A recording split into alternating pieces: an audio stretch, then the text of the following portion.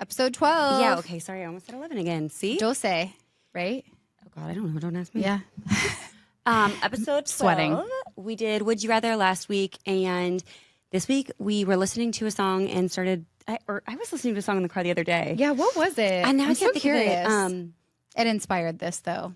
Oh, it was Watermelon Moonshine by Megan I Rooney. love that song. Me too. And she was just like talking about how like when you're younger you think like love is one way and it's not. And I was Right. like, wait, that's a good idea. Like Yeah. how you perceive things when you're younger and what you would tell yourself if you could tell yourself now.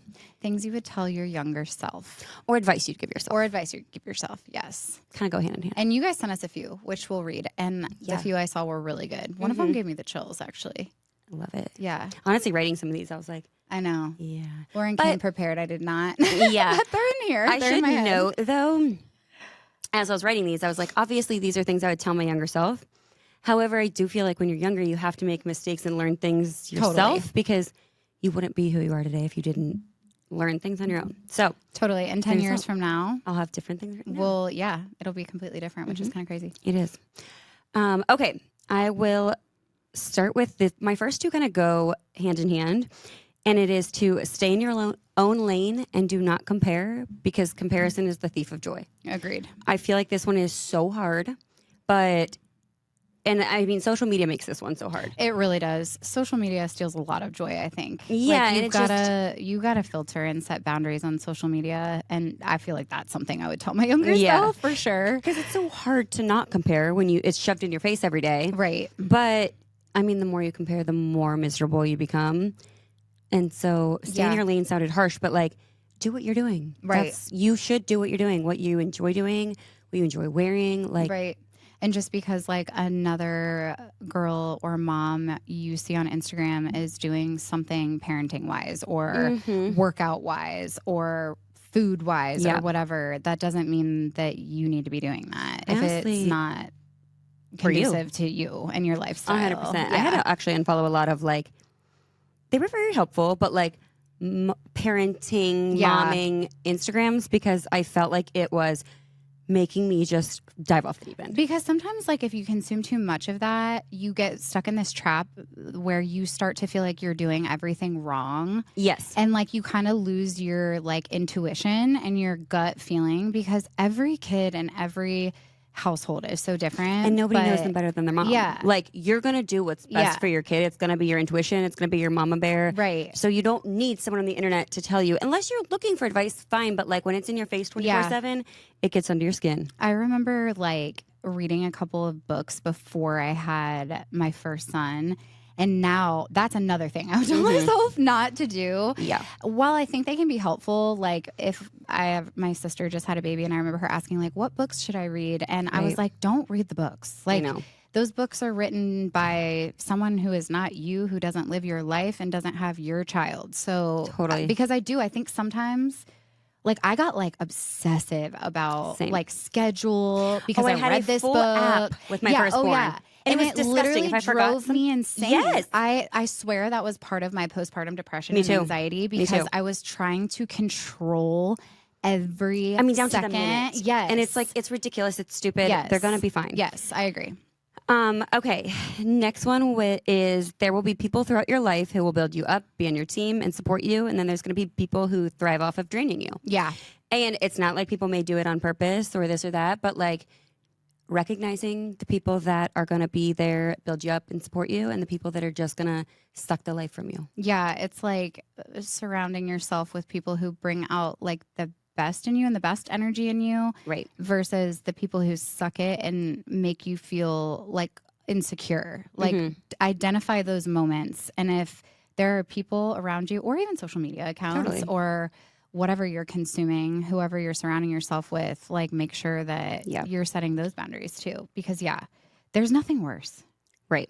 Even it's like, if, please stop draining the life out of me. Yeah. I mean, it can happen with like friends, family. It can happen with anyone, but you know.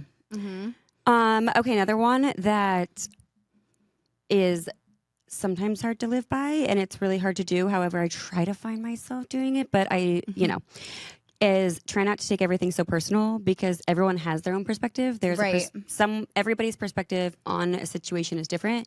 And if they're saying something, it might not be meant to be personally. Just take it with a grain of salt.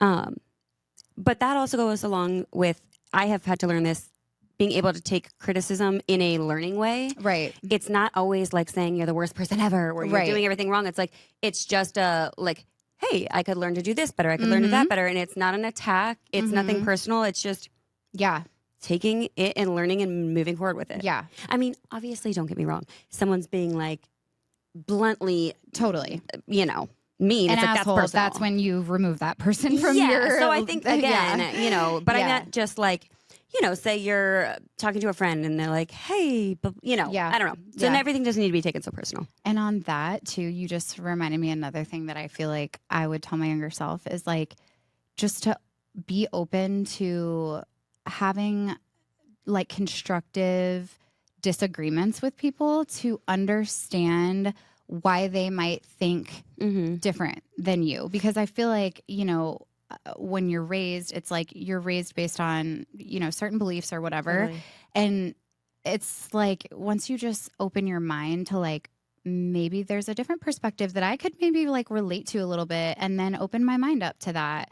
Whether it be, I mean, so many different things, but I mean, it can go in any avenue of your life. I feel like that has, number one, educated me a lot because there were a lot of things that I was so closed-minded about for so long until I like really just like listened instead of being like, oh, I think this, you know, or I 100% agree. And on the flip side of that, I feel like I've learned to say it's okay to agree to disagree. 100%. Like, I don't need to convince you of my side. It's not my job. And I see your perspective. Yeah. We just agree to disagree. It's no big deal. Because I'm like, it's not my job to convince you of something. Like, if you feel differently, you're allowed to feel differently. Right, like, totally. you're not in trouble for that, you know? Yeah. So I feel like I've learned as I age to say, okay, I see your point. We're going to agree to disagree. It's not a big deal. I don't need to go home and take it personally that you're disagreeing with me. Right. Because you're allowed to. Yeah. Especially like when you think about how different, like, so many people were raised, their religion, their culture, 100%. Like so many things, like you're just closing your mind off to so much, like just to learning so much. And like you said, it's fine. I would love to sit down and have a conversation with someone who like has completely different perspectives from me because that always opens my eyes, even if it's like someone on social media that posts about something they're passionate about. And I'm like, oh, I've never thought about it that way.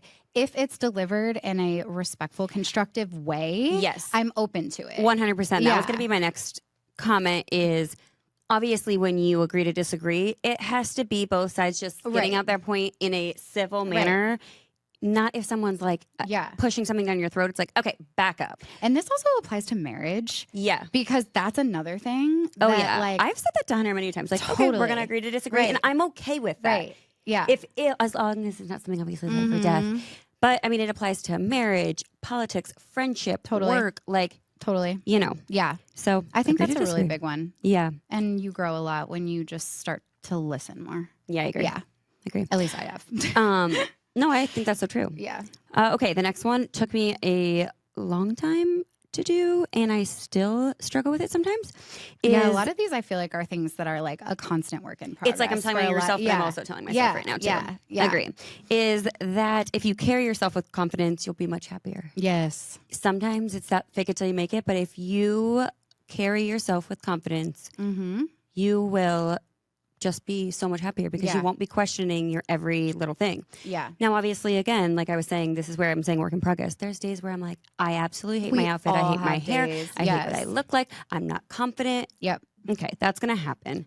But in general, within work or life or whatever, if you are confident about your decision and what you're doing, I think like that's always going to happen. We're all going to have moments where we're questioning ourselves or feeling insecure. But I do think, like you said, to be able to recognize yourself in those moments and rein it in. Yeah. 100%. And remind yourself that like there's no reason to be so hard on yourself about things that really are silly in the grand scheme of things. Yeah. You made me think of something else when you said that. How did that one start? If you carry yourself with confidence, you'll be much happier. Oh, yes. I was going to say, I feel like that is the overarching thing that I would say, and most of you guys were saying when you were submitting your responses, is just you would tell your younger self to stop caring so much about what other people think of you. And I completely agree. And it's like that saying where I'm sure you've seen it. It's like, you care what other people are saying. They're not talking about you as much as you think. Right. We like to think people are talking about us. And I'm sure people talk about other people, but like, they're not fixating on the things we're fixating on about ourselves. Yeah. And I truly just feel like once you stop like letting that noise in, it just changes your life. Yeah, and it's like, even if they are, that's not a you problem. That's a them problem. Who cares? Yeah. It's like, that's not a reflection of you, it's a reflection of them. Right. So you got to just let it go. Yeah. Yeah. Like, do you and what brings you joy. And like we said, people who bring out the best in you, surround yourself with those people. If you're like feeling like a lot of people around you are talking shit about you, that should be like a red flag in general, you know? Yeah. And I just feel like that's such a big one for most of us, especially if anyone young is listening to this. What do they say though? What's the saying about like something's the best form of flattery? Not copying. Yeah, not copying. But something along those lines. Like mockery or something? I don't know. Something like that. But anyways, if people are talking about you, they're like, let them talk about you. Who cares? That's their own problem. They're the ones with the issue, not you. Yep. Okay. And they're probably jealous. Let's be real. Yeah. Okay, this is one I would probably tell my teenage self, and I feel like maybe a lot of people would do, is there is a difference between struggle love and real love. I like it. Of course, when you're a teenager, the game is so fun and the struggle is so fun. Yeah. And the older you get, you realize this is absolutely insane. This is not what I feel like a lot of people have had that. Totally. That one relationship. Which is important. Yeah, it is, because it's almost like you've got to experience it. Yeah. Yeah, and it's like, I tell myself that, not that I, you know, but like you kind of do, like to know what you're going to want in life or this or that, you know? Yeah. The games were so real when we were young. Yeah. Yeah. But God. But it's just a different type of love. Another thing, like my love and teenage lust self. or like, infatuation? Yes. Is that the word? Yes. Infatuation. Yes. Yeah. Did you say infatuation? Yes, I did. Infatuation? Fun fact, Lauren can't spell. I cannot spell to save my life. If you put me in a spelling bee, I'd be the first one out. Something I would tell my teenage self is, well, there's a lot of things, but I don't know why this popped in my mind when you said this, but it's not cute to have your thong hanging out of your pants. Lauren's were hanging out of her pants the other day. No, it's because I had in middle school an orange thong that my mom wouldn't let me have. I asked her for thongs. She said, no, why would you need a thong? And so I went and bought one myself, and I would hand wash it in the sink because I didn't want my mom to find it in the laundry. And I would purposely like pull it out of my pants a little bit. That's disgusting. Yeah, don't be doing that. Yeah. I mean, and don't be hand washing your thongs, okay? That is some serious commitment, though. I love it. It's just like when you take an extra outfit in the car and you change with your friends, like once you leave the house. God, I don't have a daughter. I don't actually remember doing that. Well, you also didn't go to Catholic school. And, yeah, true. You know. That's very true. Very true. Not to say, I mean, you know, whatever. But okay, this one is a different topic. I realize I still have this freaking necklace on. That my favorite. It's okay to sit in the uncomfortable sometimes, and sometimes that's where you do your best, like learning and growing. Is when you're uncomfortable. We don't have to live in a state of comfort all the time, or else we'd never be evolving. Yeah, discomfort's where you grow. I heard that at a conference. Like, I don't even know how old it was. I was in my 20s, but it was like at a time where I really needed to hear it because my boss had just left and I'd like taken all this on, and I was like feeling so insecure. Yeah. And one of the girls on the panel said that her like biggest piece of advice would be to embrace being comfortable in the uncomfortable. And it just like stuck with me so hard. It's so true. It's like you're never going to grow or be pushed if you don't put yourself in those situations. Is it easy? No, but it's also you like always learn from it. Fall down 9 times, get up 10. Yeah. Like you can do it. It's okay to be uncomfortable or to fail, but like if you give up, that's worse. Yeah, 100%. So yeah, I like that one. I understand. This one I learned more so when I was a teacher. So I think it applies to some cases, maybe not in all cases. So keep that in mind, is that people who need the most love ask for it sometimes in the most hurtful ways.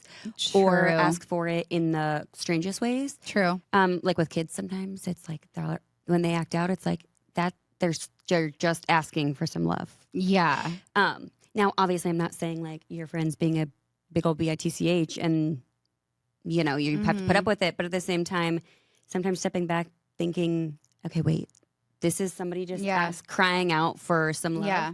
And I could help I them. do think, though, like to your point, I mean, even if it is a friend or something, like taking a pause and like asking yourself that, you know, Totally. like, are they hurting? I mean, obviously, depending on situation. Yeah, yeah. But I think, that sometimes people ask for it in the weirdest ways. Right. Like instead of being so quick to judge, even if it's not a friend, if it's like someone that you encountered and you're like, oh, what a bitch. Like just taking a minute to be like, you know what? Maybe they've got something really, really tough going on and we should be a little more compassionate. Yeah. Yeah. This one Elizabeth does really well, and I have not learned this lesson yet. So if I should still plaster it up, so I tell my current self is sleep on it. Yeah. You don't have to always have the answer right away. This is a real struggle for me. It's not my personality, and I also like to I don't want to ponder on something and go be upset and then think about it all night. And I also don't like to brush things under the rug. Yeah. And sometimes I feel like when you wait till the next day, you're like, okay, whatever. And then it gets brushed under the rug. So I think, to an extent, I want to learn that. But I also value a little bit of wanting to just talk it out and get it out there. Yeah, for sure. I feel like the times that I force myself to sleep on it are the times where I don't know for sure how I want to approach it or respond yet. And I actually like to stew on it a little bit and like think it through. Yeah. And then approach it with like a fresh mindset in the morning. My mom always told us to like write it down or type out the email that you want to send to someone that's nasty or like aggressive, sleep on it, and then read it tomorrow. No, it's so smart. I just am such a reactive person that I want to take care of what's on my brain in that moment. I feel like you've gotten really a lot better. Better. I'm not like, it's not, I have gotten better about it. Yeah, you for really sure. have. But it's not ever probably going to be my like forte. Yeah. Which is fine. Yeah. I'm okay with that. Yeah. This one's self-explanatory. There's really not much we need to say to it, but pay attention to how people react to your wins. Yeah. I mean, I feel like you're Gandhi over here right now. Oh my God, thank you. So insightful. Okay, so that one speaks for itself. That's a really good one though, because that is so true. Yeah. Like, yeah, that is like a really good one. People who celebrate you and don't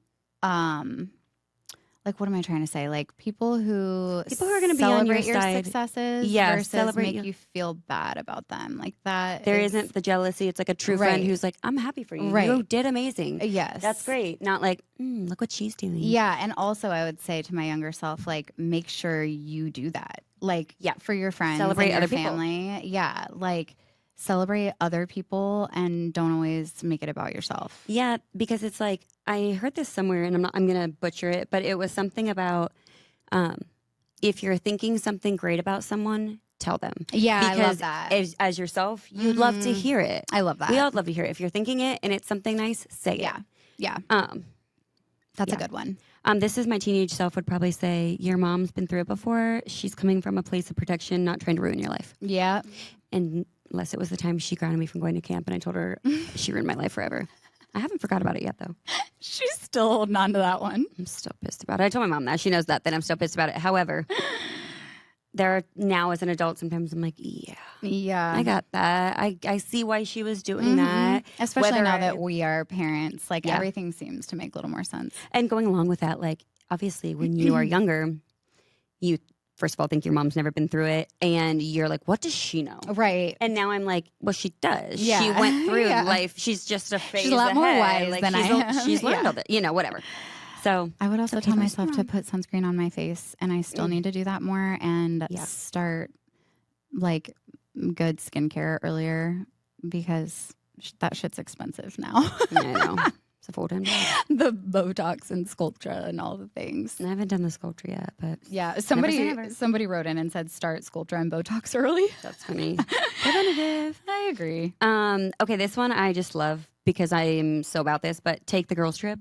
You'll laugh until your stomach hurts, and it's where some of the best memories are made. Agreed. I literally have some of the fondest memories on girls trips, and I just love it. It's so, especially once you get older and you get married, you are living with somebody 24/7. You do lose that like, hang it. Like, I mean, when I was a teenager, I spent every weekend having a sleepover with my friends, going to dances, this and that, and it's so fun. And then I miss that phase of get life. older. Yeah, you have kids, you have more responsibility, but like, it's okay to like take a weekend and have fun with your friends because I just love it. I also think it's important too, once you do have kids, to like carve out, even if it's not a trip, but like time with your spouse to like not talk about your kids and like reconnect. It's so hard not to talk about your kids. It actually is so hard. Like we have literally made the effort at dinner to be like, okay, I'm not going to talk about the kids. And then sometimes after a few minutes, we're like, I'll be honest, there was a point in time when like we were so in the weeds and the boys were little and Peter and I went out to dinner and he was like, can we just not talk about the kids? And I literally felt for a second, I'm like,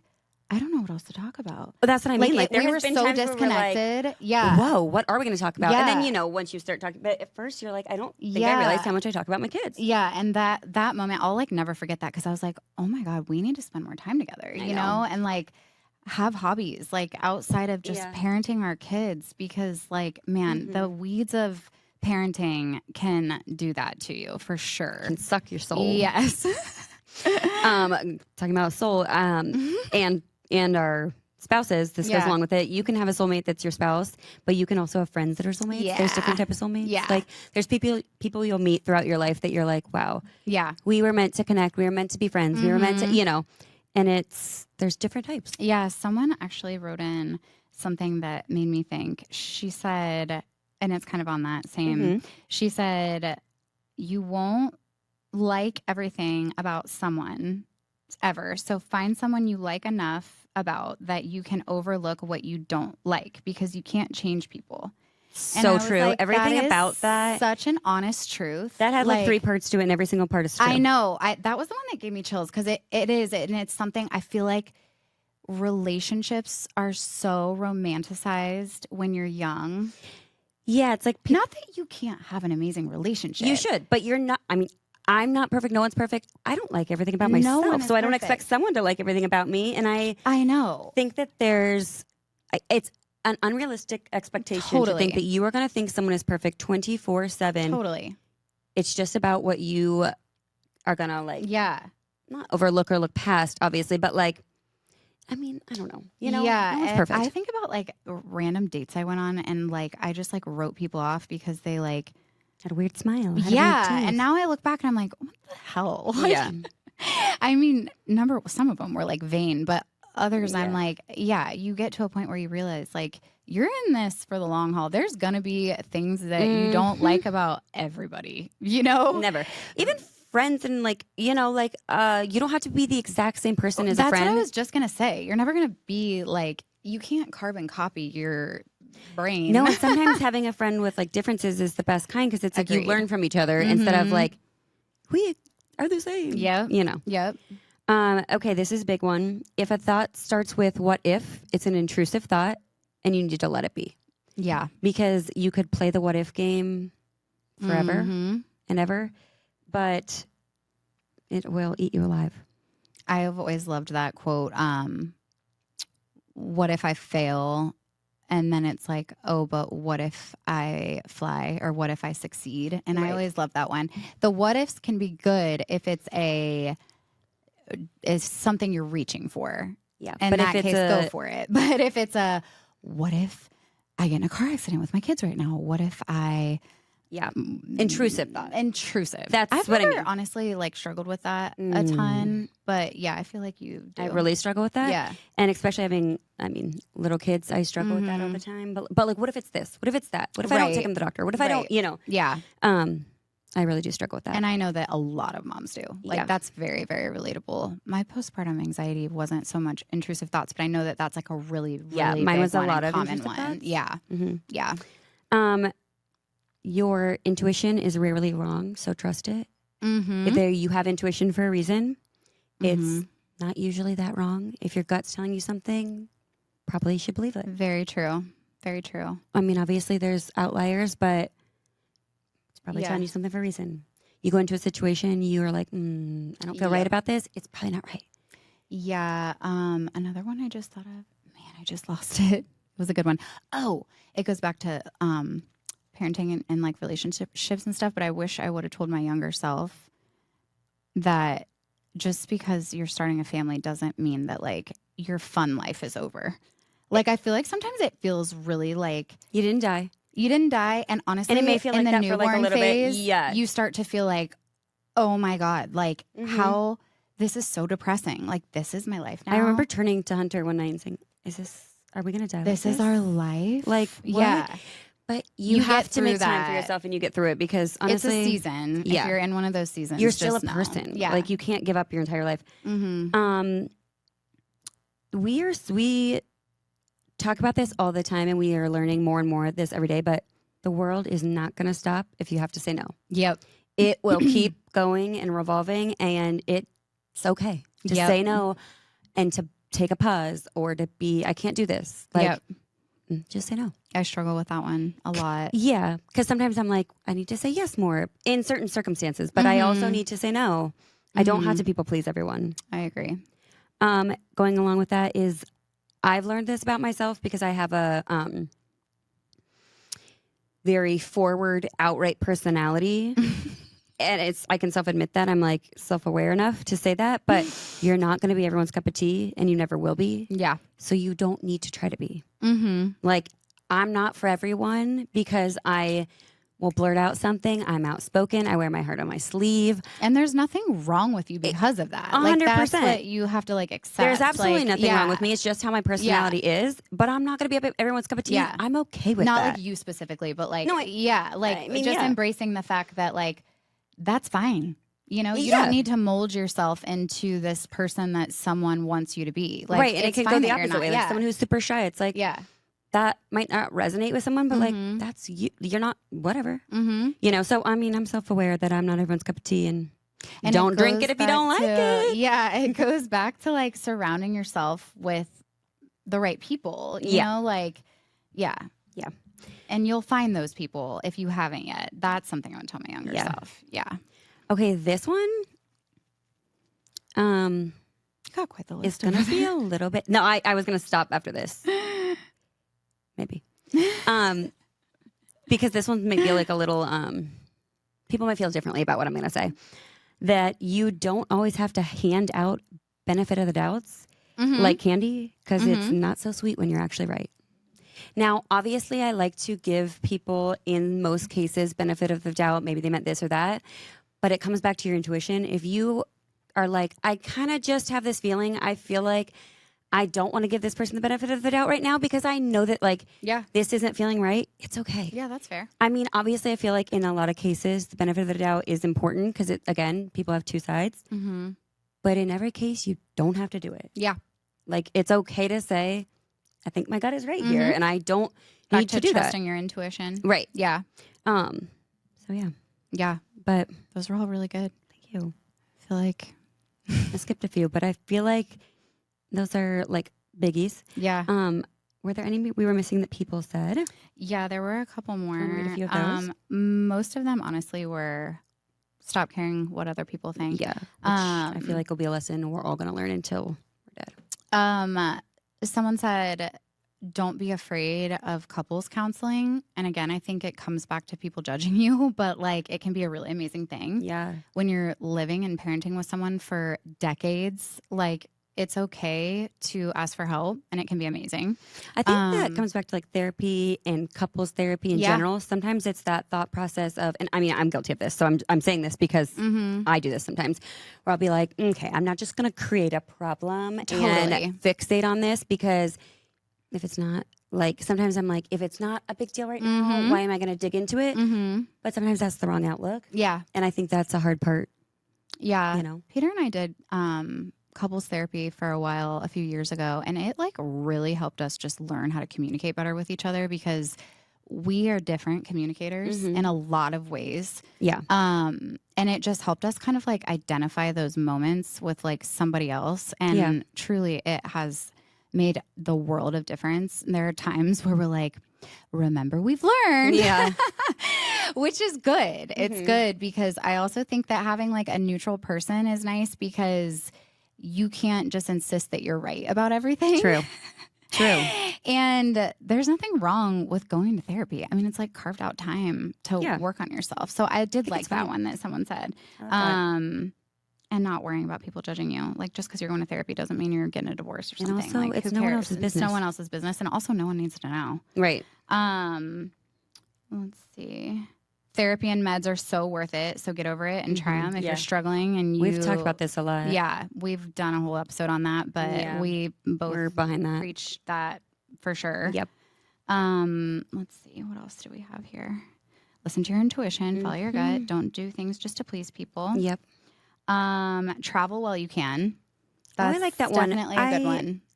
Like that one, but I also feel like something Hunter and I have talked about a lot is, and we just said, like, after you have kids, you're not dead. Like, you can travel with your kids. Like, yes, when they are younger, it's a trip. It's not a vacation. It's harder. Yeah. Yes, there's no denying that. They're going to have a breakdown. They're going to cry. They're going to, it's going to be a long day. But the more they do it, the more they learn. And if you go into it knowing, like, this phase of life isn't the phase of life where we're laying in the lawn chair tanning all day. Right. We're probably chasing kids in the pool. We'll but get there eventually. We'll get there. Yeah. Just take them, Yeah, definitely.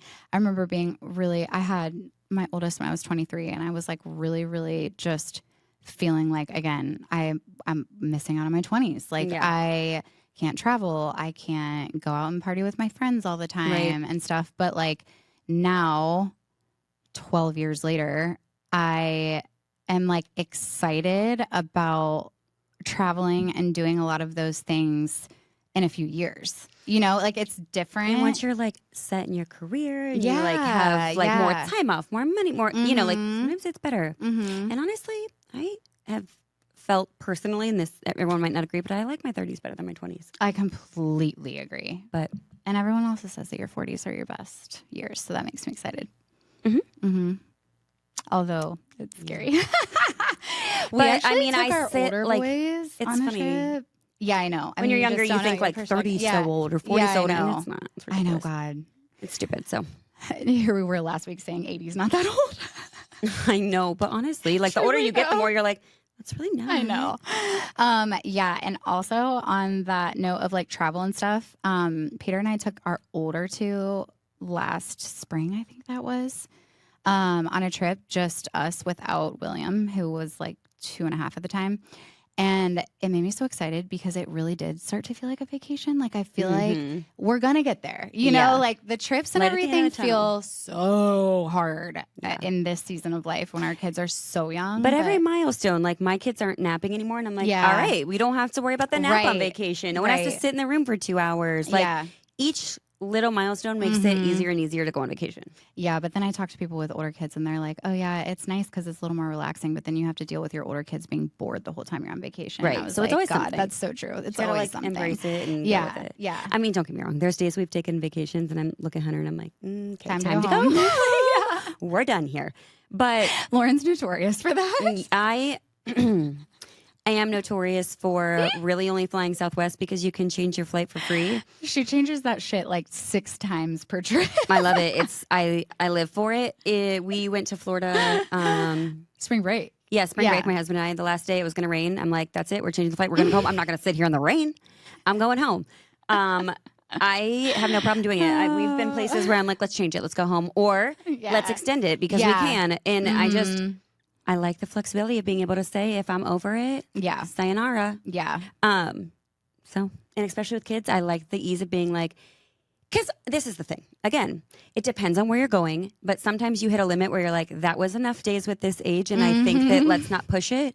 Have the good memories and let's get on out of here. Yeah, I think there's something to be said too for like kids really needing routine. Yeah.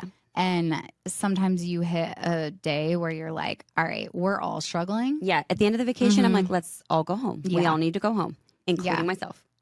Completely agree. But anyways, I don't even know how we got on that tangent. But I don't either. You're going to have stuff you're going to tell yourself every day, every phase, every year.